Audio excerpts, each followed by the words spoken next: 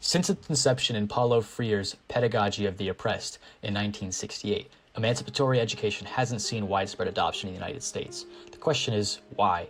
The basic concept of emancipatory education is that the purpose of education is to emancipate and free people by educating them and giving them the tools they need to think critically about their environment and the world they live in.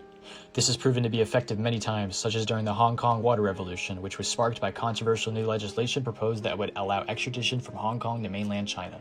The legislation ultimately was not passed due to the protests of the so-called water revolution. The revolution is a prime example of how beneficial emancipatory education can be.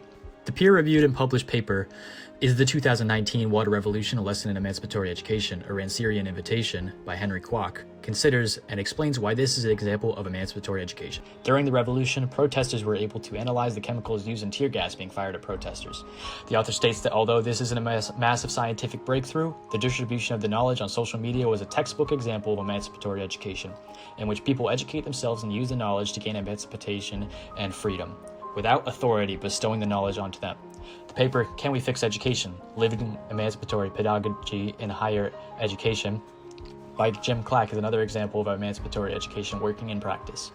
It was about a 12-week module taught to second-year undergraduates during the second semester of the 2017 to 2018 academic year. The module gave the students almost complete control over the course, allowing them to decide the curriculum, what they were graded on, and even if they were to be graded at all. The module was supposed to be the first attempt at seeing whether or not emancipatory education would actually work in a classroom setting, and it was a success.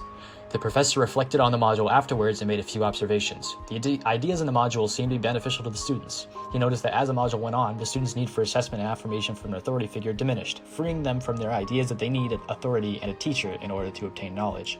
This is another textbook example of emancipatory education, where people are freed and emancipated by gaining knowledge.